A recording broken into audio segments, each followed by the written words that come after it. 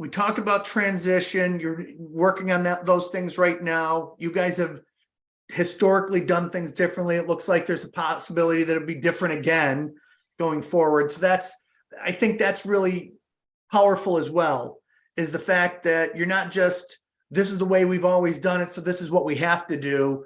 You're open to, having some discussions, say, okay, what do we need to do for this generation? I think that's smart.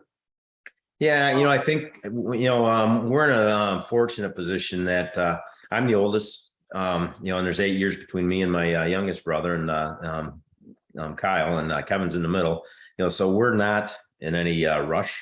But we also know that, over the next several years, we need to start having that in the back of our mind. Looking at opportunities, is this the right thing to do, long term?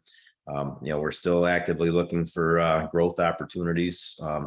It's a little tougher, when interest rates are doubling and tripling. When you're in a trucking business, as some of our financial advisors like to say, you're in a very capital intensive business. So but yeah, it's, we're still in a growth mode. We're still, running the business, but, always have that in the back of our mind a little bit, that, we need to manage with a sense that, at some point there's going to be a transition that needs to take place. And what does that look like? And giving yourself that runway, that long lead time, gives you a lot of opportunity to look at all the various options, because there's a lot of them. There's you can continue to grow. You can, stay until you're,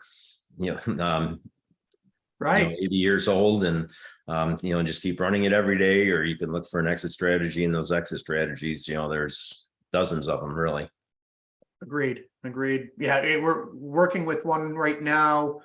They have always been, and tell me if this phrase rings true. The founder was the benevolent dictator. Everything was on his shoulders. The buck stopped with him. And in order to, transition, they're looking and hoping to go to an ESOP. Because, it's 170 employees and nobody in the family wants to continue it.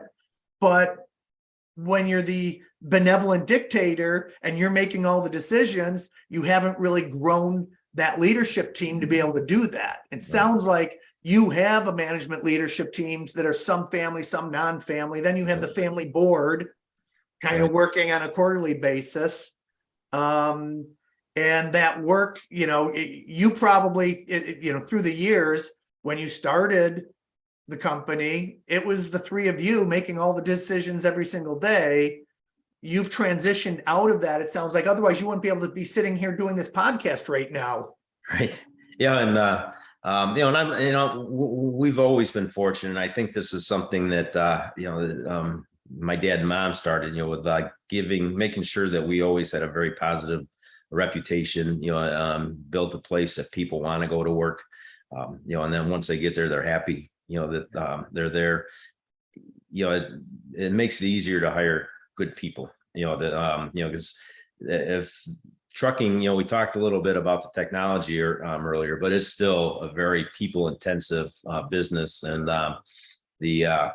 so we're up to right around 1,000 employees between our four companies. So it takes a very strong team. On the other hand is, I look back at my dad, and sitting in this role, and he didn't have two brothers. It was him and my mother. And we can bounce ideas off each other. We have titles, but we treat each other as equals, and in the decision-making process. And and I think Dad had the weight of the entire company on him, where it's a bigger company, maybe a little heavier load, but it's shared. So I think that's a very powerful benefit. Yeah, and my dad didn't have. Yeah, and then the work to go from, just being one person, or even just three, the three of you couldn't do all the work without having a great team, right, and trusting them to be able to do it. You can't scale without the right culture and the right people. Right. That's absolutely important that you picked that up, a long time ago. we share this with everybody that we talk to, is that you're not in whatever industry you think you're in. That's not the business that you're in. You're Right. in the business of people. Exactly. Customers or employees or family, or it might even be for a family business. You've got people that aren't in the business. They've got their opinions on how they think you should be doing things, right? Oh, I'm sure. Yeah. And I'm sure that not every decision we make that everyone agrees with. Like I said, over the years, we've done several acquisitions, and the last one was, a little bit bigger than anything we'd ever done before. And, and I'm sure there were people that, that created a little extra work for them, that maybe they questioned the wisdom of it. Turned out to be a great addition for us. We've added a whole bunch of wonderful people. That was out in Caldwell, Idaho, which is outside of Boise. The only challenge there was, we did that in the middle of a pandemic after a lot of the airlines had cut the number of flights per day. So it was a lot easier to get there prior to and closing in the pandemic. I think it takes 3 flights from Rochester to get there most of the time. So, but it's so I'm sure that not every decision we've made, not every opportunity we've taken advantage of, that the entire company agreed with. But I think that I think that, in my leadership style, if we make a mistake, we admit the mistake and move, make the change and move on. And if, we find something that works, we find a way to build on it. And, and that's, seems to have, worked. And, my 2 brothers and I, all share that philosophy. And, we're not afraid to admit when we're wrong.